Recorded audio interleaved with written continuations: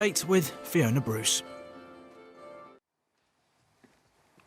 Tonight, after the horrific attacks in Israel and now the unfolding crisis in Gaza, can anything be done to end the cycle of violence?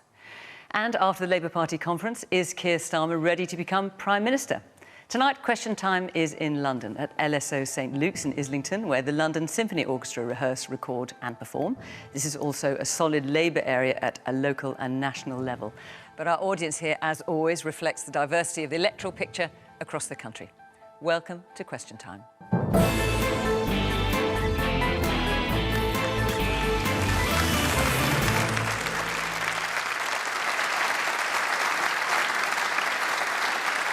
On tonight's panel, Victoria Atkins is the government's financial secretary to the Treasury. Before her election to Parliament in 2015, she was a barrister specialising in serious organised crime.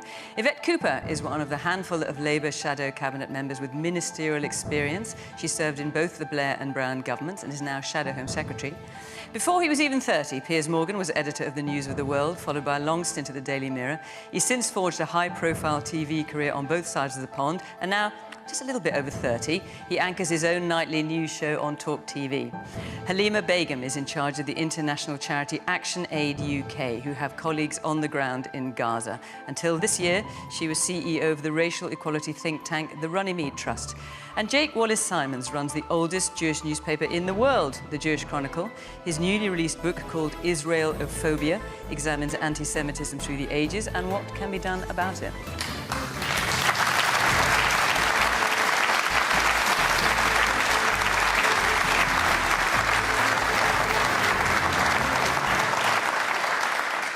Good evening from London. Welcome to our panel. Welcome to our audience here. Great to see you here in London. Of course, welcome to you at home as well. And don't forget, you can always watch this programme on a podcast after we transmit on BBC Sounds. Now, I just wanted to say, before we start, with what's happened in Israel and what is now unfolding in Gaza, understandably, there are strong emotions on this subject. And we will make sure that all views are heard here tonight with respect. And I want to, before we take our first question, Jake and Halima, I just would like to hear your reflections on the terrible human cost in these last few days. Jake, should we start with you? Thank you. Well, it's been quite the week.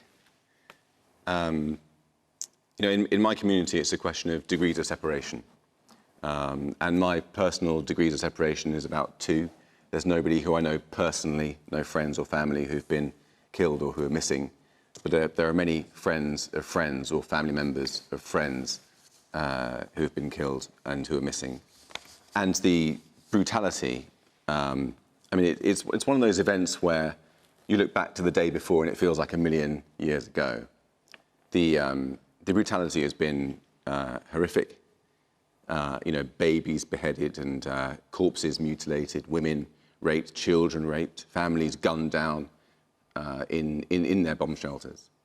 And the enormity of it, I think, still hasn't really sunk in. As a journalist covering it, it's a case of having to get your emotions and lock them away somewhere where only you know the combination and you can open it when it's all calms down. I was going to say it's all over, but that might not happen for some time. And I would just say that what it's unleashed is the hell of war, which affects civilians in Gaza, as well, obviously, as civilians in Israel. And like everybody else, I'm sure in this audience, sitting at home, everybody in the Jewish community and around the world, we all understand that every life is as precious as every other life.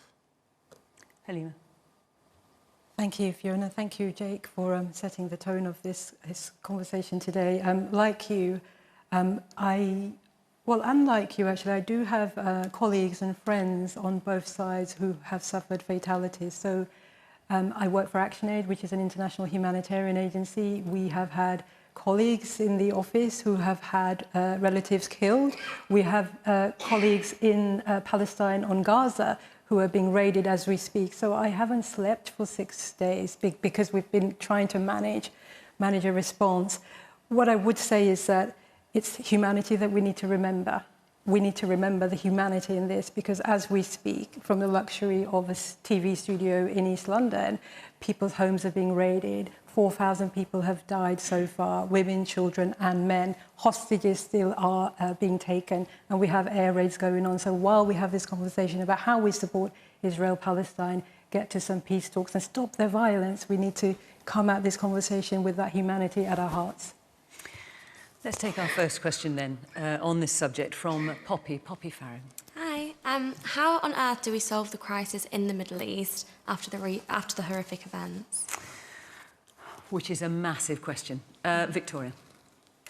Well, first of all, please thank you to Jake and to Halima for putting the very human tragedies of this at the forefront of our minds. The solution is a two-state one, but the way that we achieve that is not through the acts of terror that we have seen from Hamas over the weekend and the horrific stories that are revealing themselves to us as to the depths of depravity that have been enacted against innocent people going about their lives day in, day out. We have to hope that with the concerted support of friends and allies of Israel, such as the UK, we stand shoulder to shoulder with Israel. We have to hope that international organisations such as the UN can help to broker talks between the two sides, but we need to be very clear. Can you see any prospect of that? We need to be very clear that Hamas is a terrorist organisation, so it is with the people of Palestine that we must talk, not with this terrorist organisation. They have behaved beyond our comprehension, and we cannot and must not and will not try to negotiate with them. Yvette? I think it's just unbearable to see the stories of what's happened, the scale of this terrorist attack, the scale of the young people killed at a music festival, children being killed. It's just the brutality of it. And I think people are still feeling a sense of shock about that. And the impact, the fact that both Israelis and Palestinians are suffering now as a result of Hamas's terrorist attack.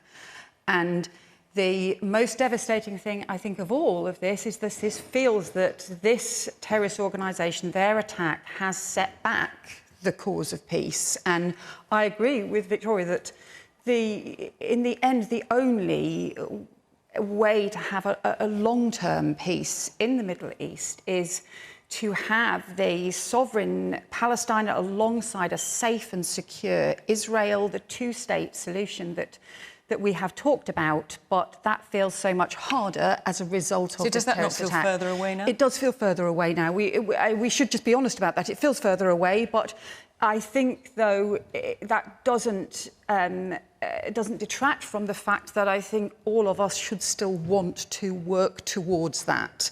And, clearly, everything that we can do, however difficult, to try and move back to that over time. But, we have to recognise this is a live situation at the moment.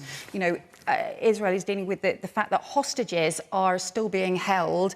And, the first thing is the release of those hostages, the recognition of how damaging that is too, as well as some of the long-term things that Victoria was talking about. Piers? Well, I think you have to start by using the right language would be a good start with these situations. I don't want to hit the wrong tone with my host tonight, but the BBC refusing to categorise Hamas as terrorists after what they've done, I think is scandalous. And I've heard all the excuses, but you've got to call it what it is. This is terrorism of the most heinous kind.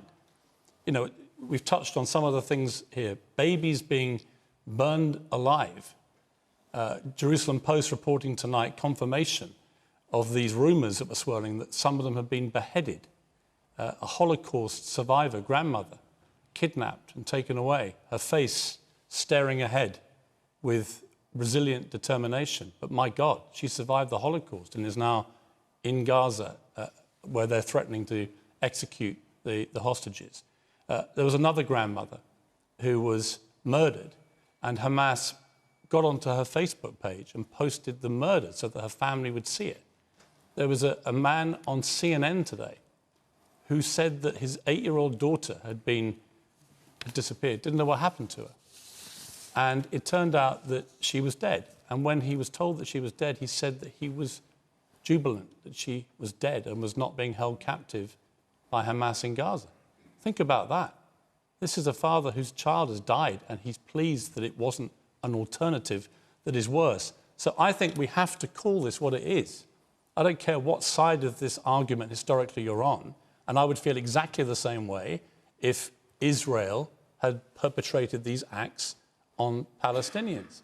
These are despicable acts of terrorism, and we have to start by saying it is terrorism. And in terms of Poppy's question? In terms of the question of whether we can get peace, I don't know how you ever forge peace with a group like this. I don't believe that decent Palestinians like what Hamas is doing. They all knew, Hamas, when they did this on the scale they were doing it, that there was going to be a ferocious response from Israel. There had to be. They're entitled to defend themselves. There will be justified arguments about what is proportionate. I don't even know how you have proportion when it comes to beheading babies. What is proportionate for that? So Israel has come under an attack in the way that America did with 9/11. So it's incredibly difficult to see where peace lies here in the near to mid-term future if Hamas remain in control of Gaza. I think you need Hamas gone in the way that we got rid of ISIS. They're committing acts of the same appalling atrocity as ISIS. I think you've got to get rid of Hamas. You've got to get back to a more stable government in Palestine, which actually wants peace. And then on the Israeli side, you've got to have leadership that also wants to forge peace. And I worry about that too. I'm not sure that Benjamin Netanyahu is the right person anymore to do that. So I think you need fresh leadership. But how you get there in the mid to even long-term future, right now it looks almost impossible. I'm very sad to say that. Okay. The man at the front here in the blue switch.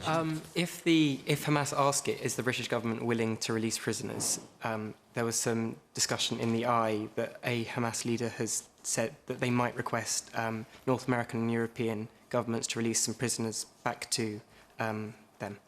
So prisoner swap. Yeah. I don't know anything about that. I haven't read that article, but what I do know is that the British government stands shoulder to shoulder with Israel, and Hamas is a terrorist organisation. You know, the reason what Hamas are doing, and it is the most chillingly cynical thing that they are doing, they are deliberately placing themselves in places where civilians are, so that when Israel rightly defends itself, Hamas knows that it will be civilians who are suffering. The man at the very back in the striped shirt.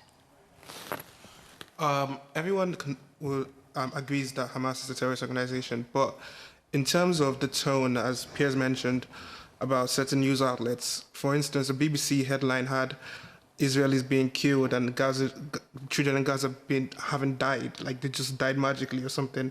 So there needs to be a responsibility as well to hold certain acts that the Israeli government might take that are not disproportionate to account, because at the end of the day, they're human lives as well. Okay, and the woman a little bit further down, yes, with the glasses, yeah. As you've correctly pointed out, Hamas being a terrorist organisation, Palestinian government has actually come out themselves and condemned Hamas, as in not representing their views or beliefs at all. Their sole priority is the protection of the innocent Palestinian civilians. And also the Home Secretary came out earlier this week and actually tried to condemn the presentation or waving of the Palestinian flag, associating it with Hamas. However, Hamas's flag is very different from the Palestinians. The Palestinian civilians, the innocents, the more than 2 million innocent lives that are still there who are trapped as a result of this conflict. And again, just to brush up on the point that the gentleman made as well, just alone today, about 500 children, and the numbers are still climbing, have been killed. There was a report earlier from a doctor/surgeon who works in a hospital in Gaza saying that because the electricity is cut off, newborn babies on life support are dying as well. The UN themselves actually published a report detailing the number of Israeli deaths and Palestinian deaths from a period of 2008 to 2020. There were 5,600 Palestinian deaths recorded in comparison to 251 Israeli deaths, and over 115,000 Palestinian injuries in comparison to 5,600 Israeli injuries. And I'd just like to know how anyone can explain that, please, because... Okay.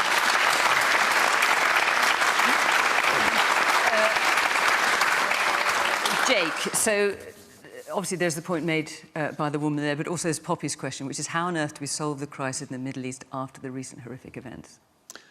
Well, I mean, you know, Hamas, is very nice to hear everyone calling them terrorists, which is what they are. Not only are they terrorists, but they share an ideological root with ISIS and with Al-Qaeda in the Muslim Brotherhood. And I think we've all seen that today. There's been, in the last few years, certain elements, particularly on the political left, in the Labour Party in the previous Labour administration, had a very soft view on Hamas. Jeremy Corbyn famously called them his friends and said that it was a historic mistake to call them terrorists. Well, I think the historic mistake was made by him, because they've been revealed to be using exactly the same methods as ISIS. Now, that's what we've got in Gaza.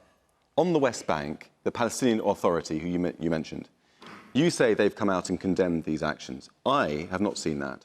I saw, certainly on the day of the event, of the atrocities, they said they supported them and said that it was an act of resistance. So I'd be interested to see your source there. But the... should we let her reply? Actually, just on the BBC the other day, actually, the ambassador for Palestine actually came out and on an interview on live TV to basically say their priority is solely protecting the Palestinian civilians. They condemn Hamas. Hamas does not speak for the Palestinian government or the people. I mean, you're right that there's a big rivalry between Hamas and the Palestinian Authority. They had a civil war some years ago. But the president of Palestine, the Palestinian Authority, Mahmoud Abbas, did support the attacks, saying that they were a reasonable act of resistance.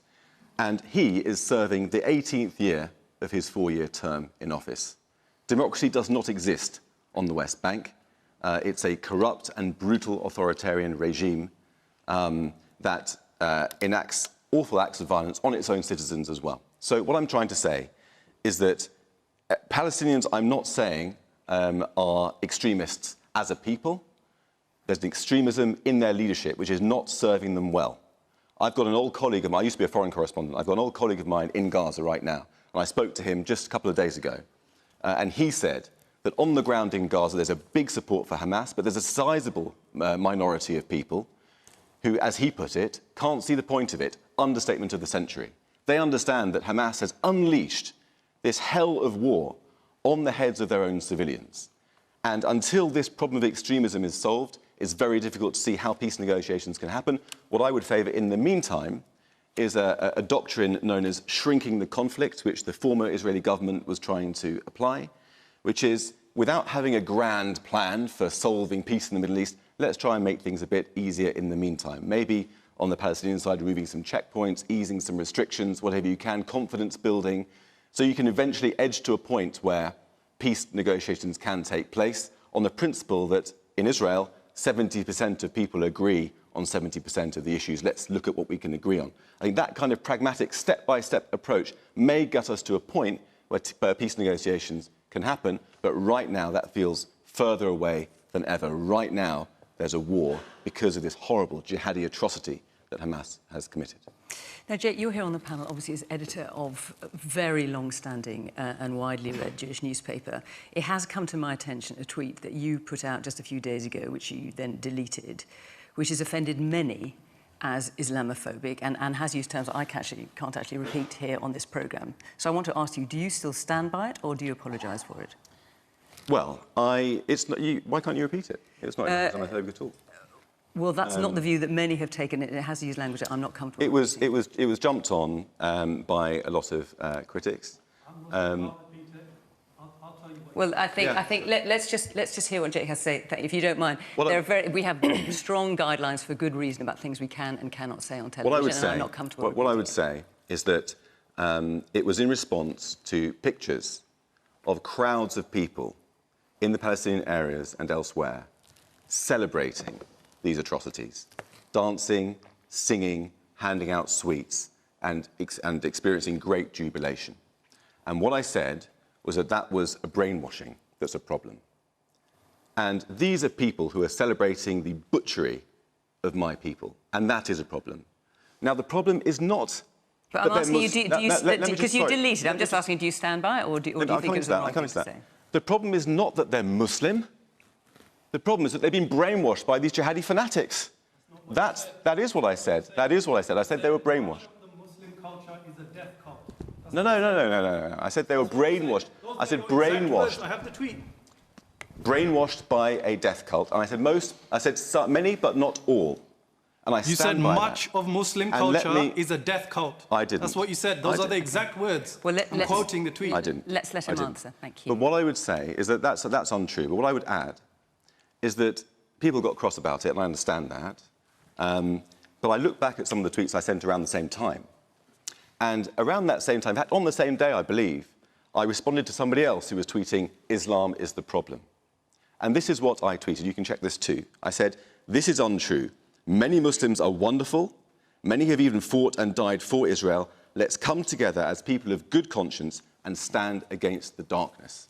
I've got Muslim friends. I stand with Muslims. Any death of any innocent civilian is abhorrent, and if it's unintentionally, it is beneath contempt, whoever's doing it. All right. What I'm saying is that the brainwashing of jihadi fanatics takes place and is a bad thing. And I did delete it. I did delete it because tempers are so high, and I didn't want. And I'm.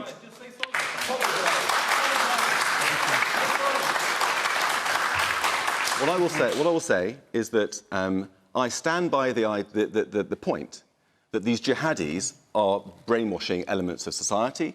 But if you're offended, sir, and if I've offended other people with a clumsy wording, I certainly apologise for that. I want to be friends and allies, not enemies. Halima, Jake, thank you. Halima, let's get back to Poppy's question, which you asked. How on earth do we solve the crisis in the Middle East after the recent horrific events? So I think it falls on those of us who are not directly impacted by this crisis to be calm and measured and bring both sides to the table to discuss, have dialogue, and actually have a dialogue with a view to having a just solution. The solution has been on the cards for a long time, of course. You only have to look at the UN, a two-state solution that actually respects the national aspirations of both sides, but also guarantees the territorial or the security of civilians. That is the solution that we are looking for.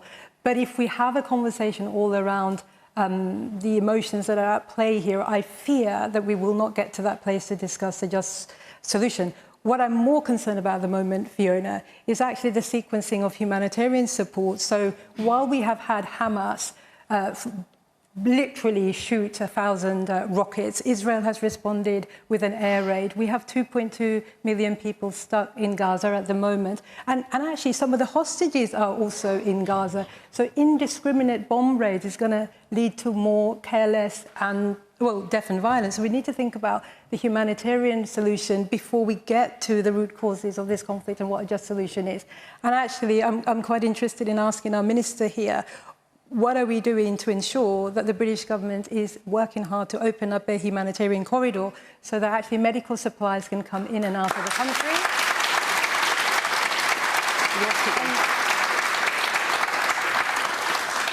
As a lady said, that there aren't enough medical supplies to treat casualties. If there were a lack of supplies in Israel, I'd be asking the same question, that we need to get the medical supplies in. The second question I have for our government is whether we will look to ensuring that humanitarian aid continues to Gaza, because only a few days ago the EU had a knee-jerk reaction and discussed stopping aid to Gaza, and in fact changed its mind. So we need to make sure that we are not discussing knee-jerk reactions to what is a devastating humanitarian crisis that is unfolding, and it won't stop unless those of us who are not directly affected can bring about some calm and some solutions around the table very quickly. Yvette. So, will you work to ensure that there is a humanitarian corridor, and will you also work to ensure that aid gets into Gaza? So I just want to, if I may, pick up one thing. There has been nothing knee-jerk about the UK government's response to this. The Prime Minister spoke to Prime Minister Netanyahu over the weekend. The Foreign Secretary was amongst the first foreign ministers to visit Israel. Yesterday, our Defence Secretary is with his NATO counterparts to discuss what NATO can do in this and other areas. And so there is a very, very clear, measured plan of support for Israel. But I bring it back again to the fact that Hamas has created this. Hamas is the ones You've who made have... that point very eloquently, Victoria, but Halima's asking specifically about will you provide aid into Gaza? So will you try and ensure there's a humanitarian corridor? We stopped directly funding Palestinian authorities several years ago because of concerns about the administrations at the time. We continue to send aid to international partners, including the UN. None of our UK money goes to Hamas. And we know that. The reason we keep emphasising this is because Hamas is not Gaza. The people of Gaza are being let down very, very seriously and badly by Hamas. And we will always make sure that that money is properly spent. One of the most disturbing reports I've heard today, though, and I know not whether it's accurate, is of Hamas deliberately dismantling water pipes in order to build missiles. And so this goes to some of the chilling cynicism that we are seeing from this group of people. We cannot lose sight of that in all of this very, very difficult conversation that we're rightly having. Man there in the white shirt. I have a son living in Tel Aviv who regularly has to go to the bomb shelters. I have many family and friends whose children are being called now into reserve duty. Everything changed last Saturday in this discussion, everything. I have been a massive advocate for reconciliation and not revenge, reaching out to Palestinians, to Arabs, in much of my life. I can't see how right now, firstly, the condemnation didn't come at all from the Palestinian Authority. Nothing, not a word, not a single word saying, not in my name, nothing. I can't see how now Israelis who are living in fear are going to be able to get over... But let's... I can't see... We're going to let everyone's voices be heard, so please let him finish. They're going to be able to move forward, to get this trauma for generations. I'm just lost for words. OK, no, Victoria, sorry. And I hear what you say. Thank you very much for making your point. Look, there's a lot of you with your hands up, and we could talk about this for the whole hour. There are other questions you submitted, and I am going to come to them. We will come back to this subject, I don't doubt. Next week, very likely the week after, for some time, I suspect. So I'm going to draw a line under it here, but noting that we will come back to this subject. So thank you for all your points. Thank you to the panel. Before I move on, I just want to tell you that next week we're in Lisbon, in Northern Ireland, and the week after that we're in Bradford in West Yorkshire. So if you'd like to be part of our audience, you'd like to come and make your points, go to the Question Time website, follow the instructions there, and we will see you on either of those programmes. Right, let's take another question. From Kyle Nash Baker. Are Labour ready to govern? Are Labour ready to govern? Well, Yvette, I'll come to you. Well, we don't know when the election is going to be, and we know we have to keep working to earn every vote. But I think we saw from Keir Starmer this week somebody who is ready to be the next Prime Minister, and a party coming together, ready to set out plans for the next government to deal with the fact that, I feel really after 13 years of the Conservatives, it does feel like everything is broken. And we've had, they crashed the economy, we've had weak growth, we've got the record high NHS waiting lists now, we've got rapists and burglars not being put into prison, the latest news today. And just the sense people have that public services aren't there for them anymore if things go wrong. That is a terrible thing, with the cost of living crisis underpinning all of it for people to feel. So what Labour was setting out, what Keir Starmer was setting out, was a plan for us to get our country's future back, to get Britain's future back, to be able to have investment in the green technologies, in the jobs of the future, and making sure that the taxpayer gets benefit from it, and making sure that we cut our energy bills as part of it. Plans to get waiting lists down, to make sure kids can get a dentist appointment again, which in many parts of the country you just can't get, and to get more police back on our streets, more neighbourhood police back on our streets and to tackle the appalling knife crime that is killing our children.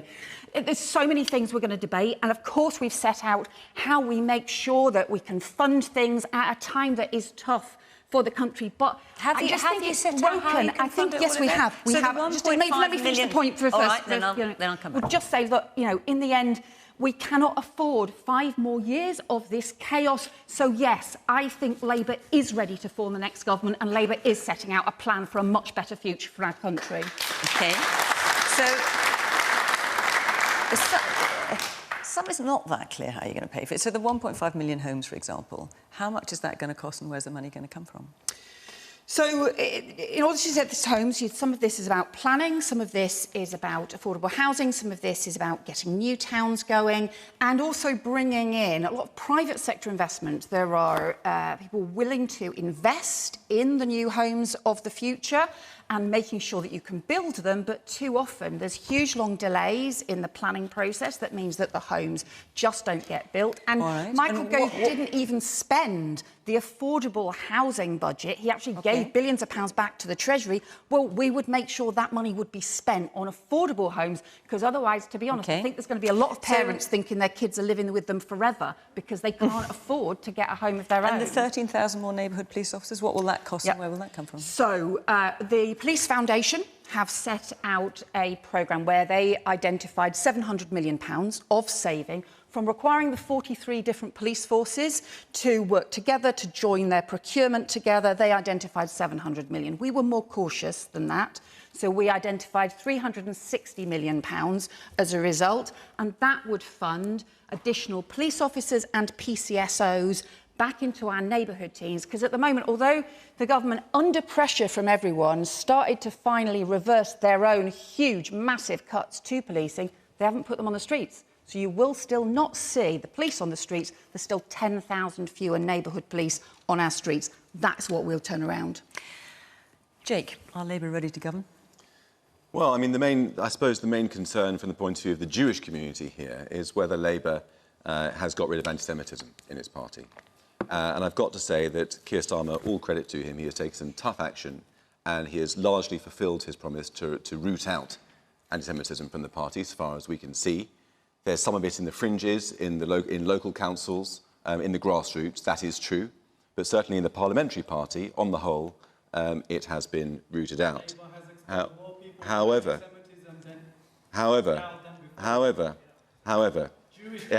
it is difficult for me to look beyond the fact that Keir Starmer was the longest-serving shadow cabinet member behind Jeremy Corbyn and campaigned to try to get him into number 10.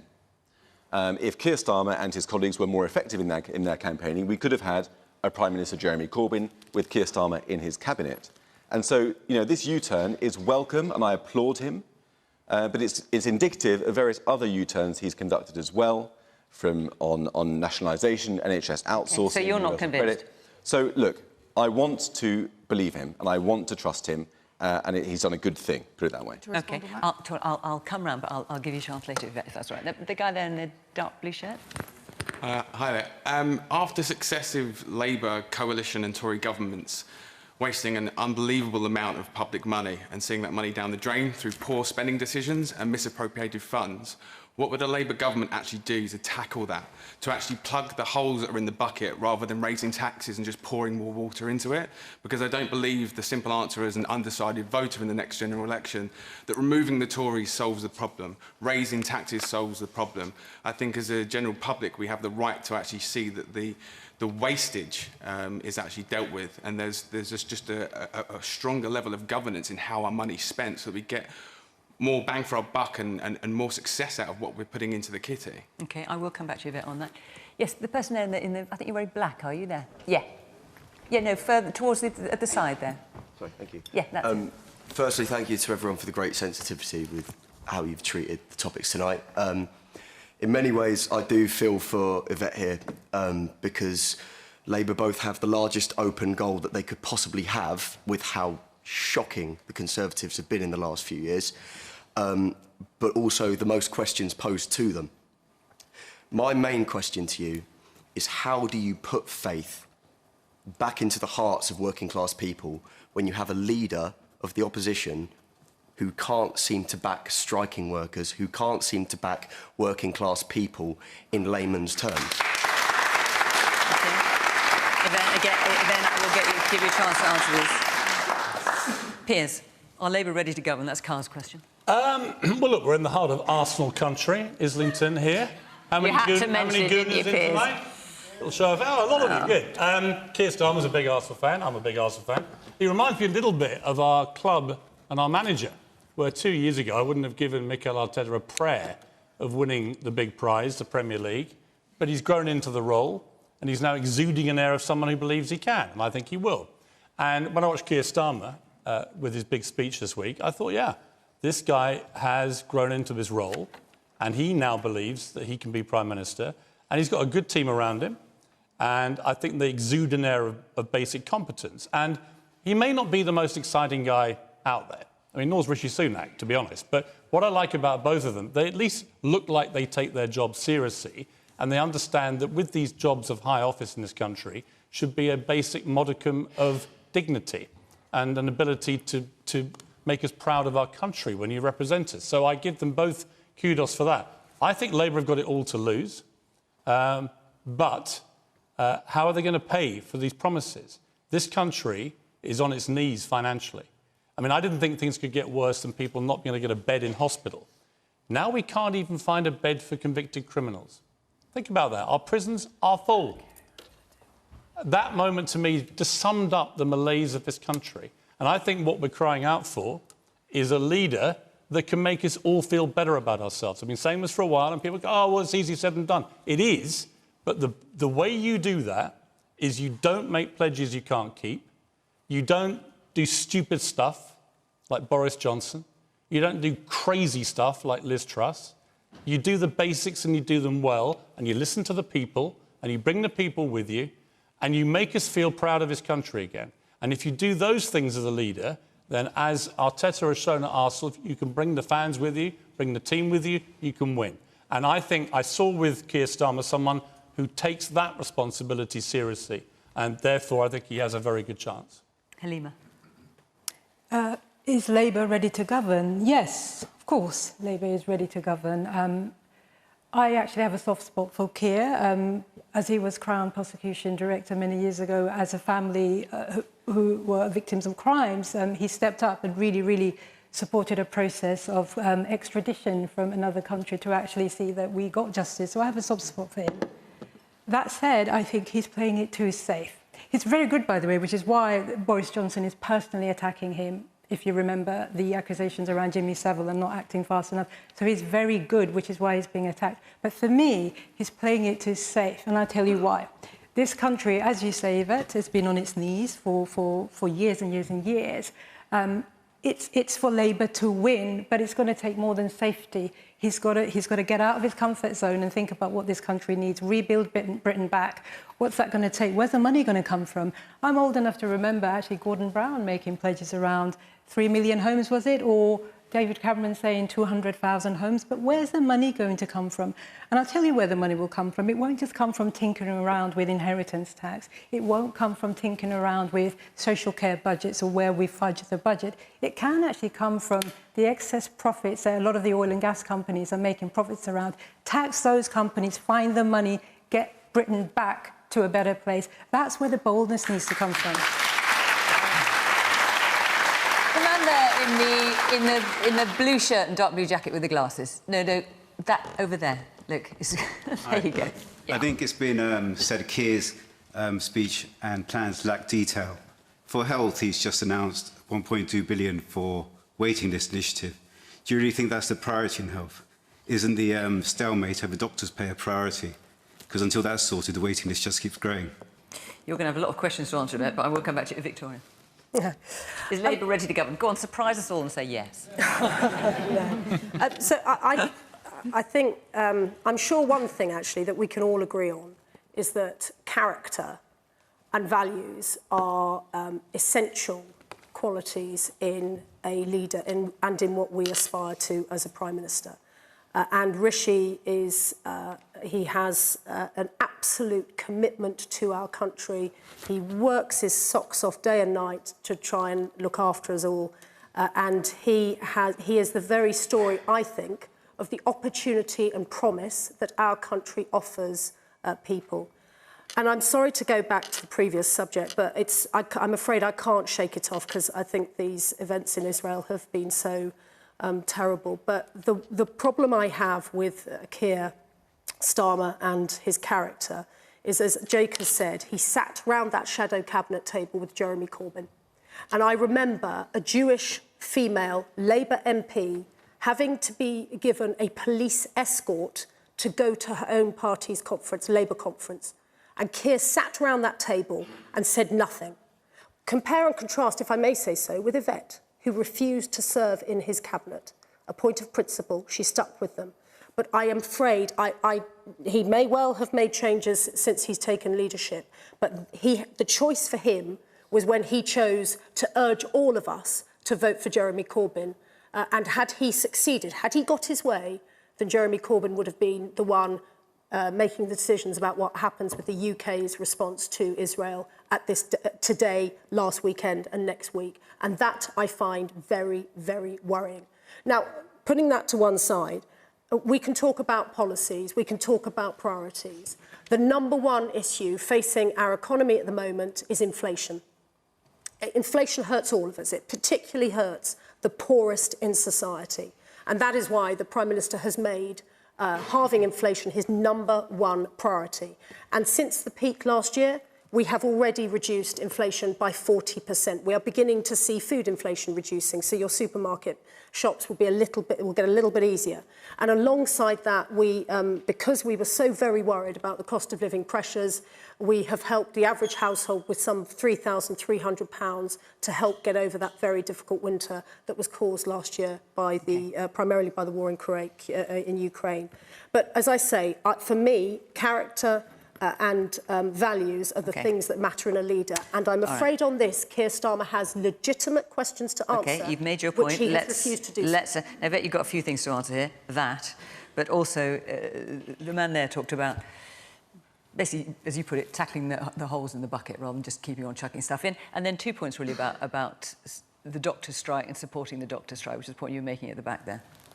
So let's start with Victoria's claims and allegations. I think, look, it shows that the sort of desperate state the Conservatives are in, that they are trying to attack Labour's past rather than actually what Keir Starmer is doing in the Labour Party today. And I think, you know, the Labour MPs that you talked about, and it was devastating that some of them left the party. Yeah. And it's as a result of Keir's work, they have now rejoined the Labour Party, and I am very proud that they have done so. It was awful what happened, but it's really testimony that Keir has made the biggest of changes in the Labour Party. He was meeting with the Chief Rabbi today. David Lammy and I were meeting with the Board of Deputies, the Community Security Trust in Golders Green to talk about what we need to do to keep tackling anti-Semitism in our communities. And the huge change that Keir Starmer has made in the party. And, Jake talked about Jeremy Corbyn, who is not a member of the Parliamentary Labour Party anymore. Hang on. Sorry, you're going to have to... Please stop shouting out. I'm really sorry. Other people have their hands up. I understand that there are... That's how we have to do it here on the programme. Let her answer, please. Please stop shouting out. It's just not fair to everyone else who's got their hands up. I do understand people have their views, but let us be clear. Keir Starmer has made huge changes in the Labour Party, and I think we should welcome that. And the other point? The second point was about how do you fund things and the waste. And what Rachel Reeves, our Labour Shadow Chancellor, talked about this week was the shameful scale of waste, for example, on the PPE contracts, where the government has stopped even going after them. I mean, there was corruption involved, there was all sorts of really dodgy stuff that went on, and actually there's been no proper action to get that back. Setting up actually a whole process to try and go after that money, setting up an office for value for money, that to do that proper assessment, to make sure that you get proper scrutiny of things. We've set out a whole series of areas where we would save money. That's why we've said we're the additional police officers and PCSOs we're talking about would be funded effectively by savings. Okay, so I think you're right that you have to get value for money and you have to make sure that we spend every penny of taxpayers' money wisely, because people really are feeling really stretched at the moment. And will you spend it then on the striking doctors? The final question. The money that we've sent out, over £1 billion, is about cutting waiting lists. And when you hear the heartbreaking stories of people who are in desperate need of cancer treatment and are not getting it because of the long delays, because of the huge waiting times, what we're setting out is funding in order to make sure you can get the weekend But you're being asked appointments, the overtime and so will on. you support striking doctors? What Wes Streeting has said repeatedly is we would get round the table. We would have got round the table a long time ago to try and prevent the strike action and try and pull everybody together. But there's no alternative to also getting the overtime and to getting the additional appointments in place if you want people to be able to get treated. All right, let's Yeah, just on that final very point briefly, because I want doctors, to move on, take another question. We went through the independent pay review process, a process that has been in place for 30 years, including through the last Labour government. It is an independent process. They came up with a figure which we accepted, 6.6%. That means that junior doctors will be seeing a significant rise in their pay. Their average pay is around, with overtime and so on, between £52,000 and £54,000. A consultant, an average consultant's salary is £130,000, and they have, rightly, a very, very generous pensions policy, which we've changed the law. We changed it at the last budget. Labour voted against it. We changed it at the last budget to remove the tax barriers that were existing with those pension schemes, so that we could keep more consultants in the NHS. And I just wondered what's going to happen when we enter the more broadly about is Labour ready to go? I'm not. Yeah. We've talked many times about doctor striking. You wanted an answer from Yvette. I think you've got as good an answer as you're going to get. Let's take another question. So we've got about 12 minutes left. I want to try and get it in from Imogen Otley. Hi, Imogen. How are the political parties going to help young people like me get on the housing ladder? Do you mind me asking, how young are you, Imogen? I'm 16 years old. Whoa, so you are planning ahead, Imogen. I salute your ambition. But this is something, even at 16, you're worried about? Yes. Worried about being able to afford? Yes, because I'd like to go to university, and obviously that comes with a humongous amount of debt. And with the increasing price of houses and the lower increase of wages, it's just not meeting the price. And you're worrying already at 16? Yeah. Piers? You know, it's really interesting. I've got three sons. One's 30, one's 26, one's 22, and they all want to get on the housing ladder. And it took me back to when I was in my 20s. And I bought a house in Morden, in South London, with two friends. And one of them reminded me today that we didn't pay any deposit at all.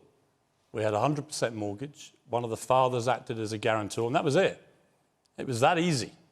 And for my sons, just in the early talking to see how we get their financing, you've got to have a minimum 25% deposit.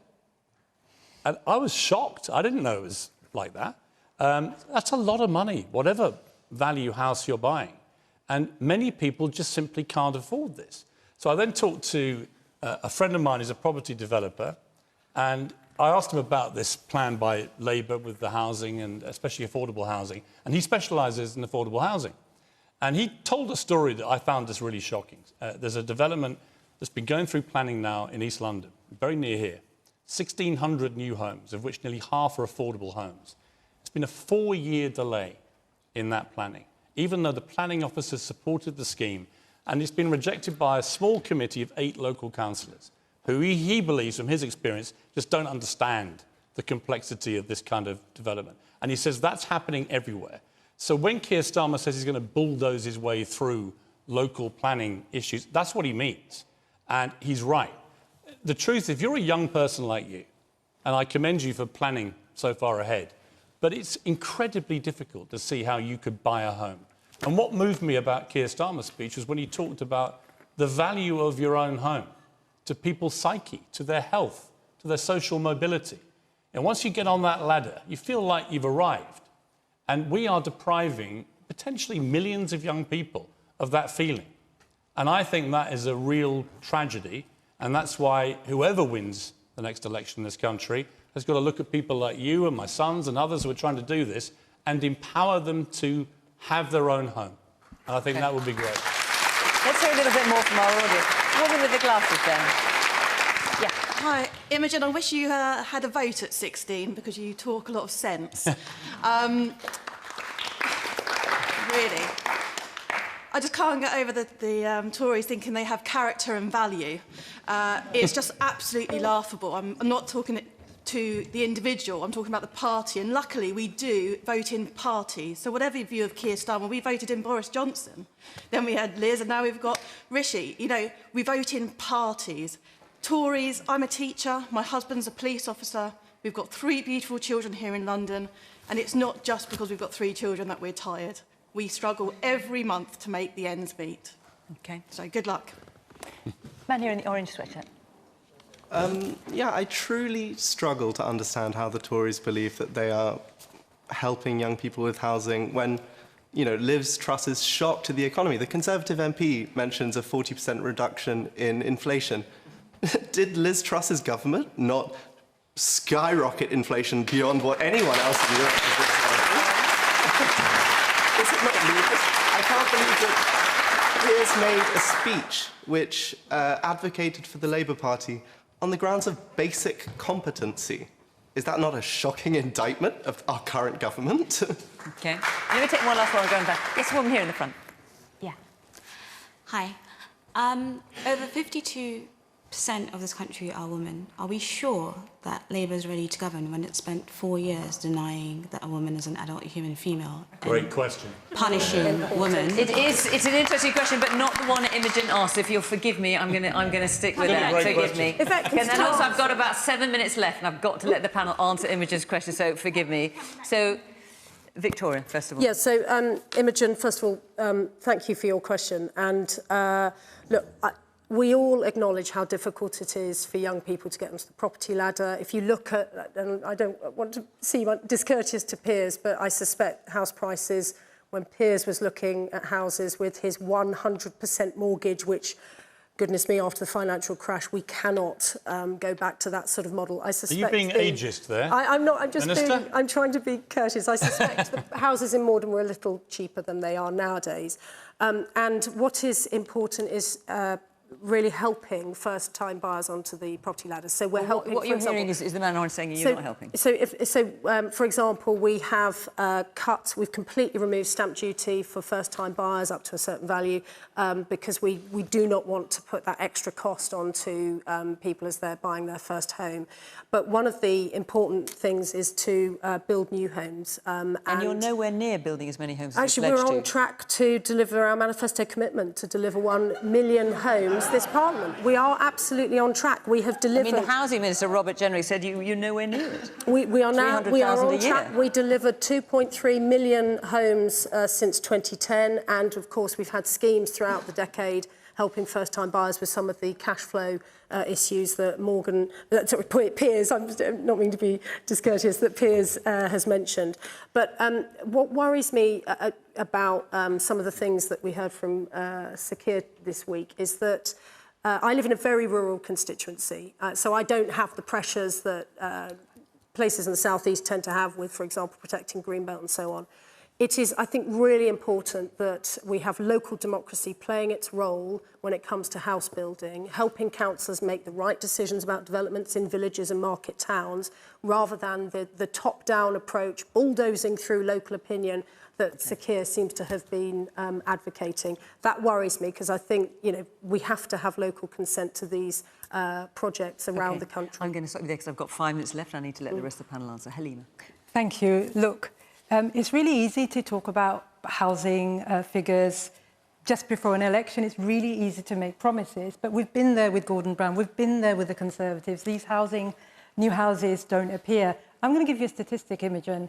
So currently there are about 5 million households living in unaffordable homes in the UK. At the rate of building, it will take about 200 years, I think, to build all the homes that could be affordable. Not in your lifetime, Imogen. My nephew, who lives down the road in East London, he drives a delivery van. There's no way he's getting on the housing ladder. He works in the gig economy. But even if your parents were able to support you with a housing deposit, you know, what about their pensions? There's nothing left in the pensions. So we do have to think about getting any new leader, any new government back to being bold. The money has to come from somewhere. It has to be followed through, maybe some kind of shake-up of the oil companies possibly. So you can't just ask the same question decade after decade without seeing results. Jake. Well, with an increasing population, we do need new houses. The situation is dire for young people.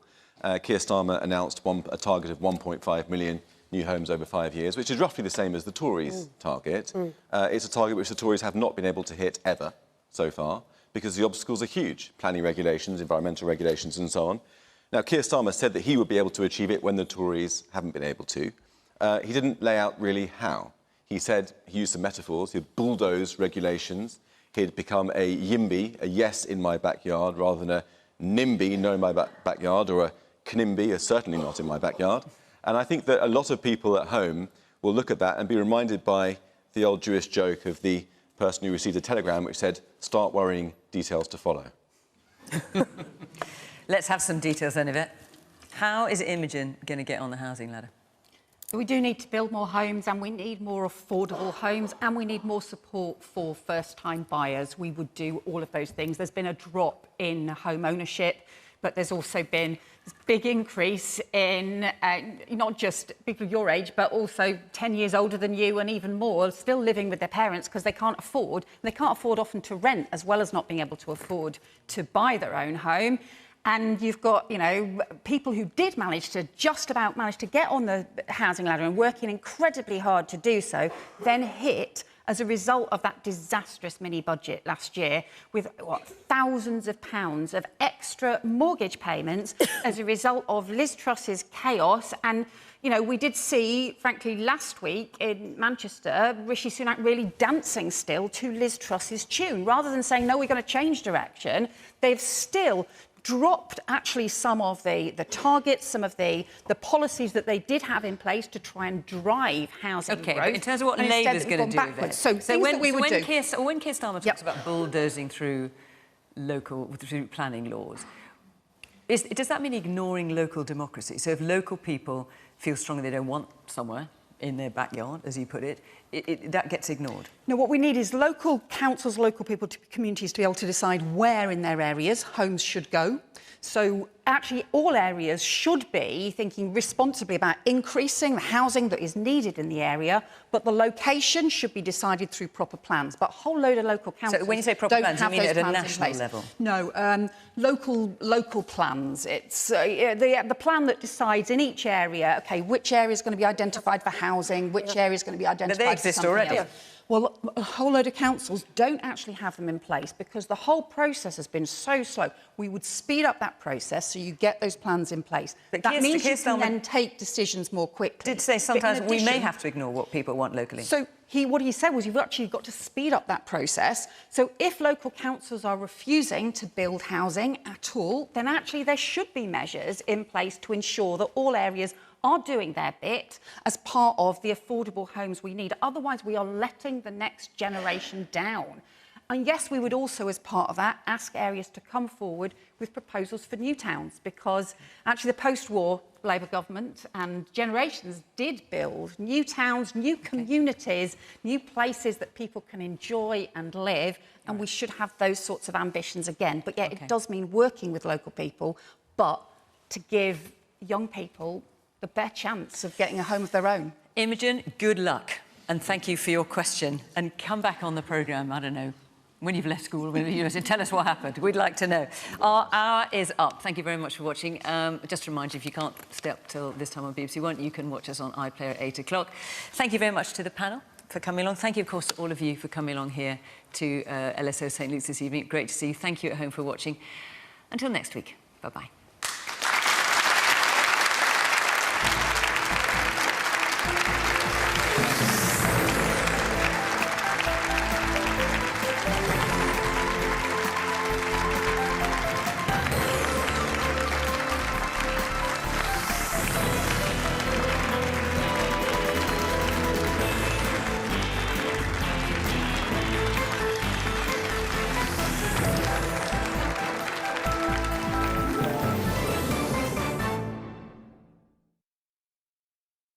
Discover unique stories. How close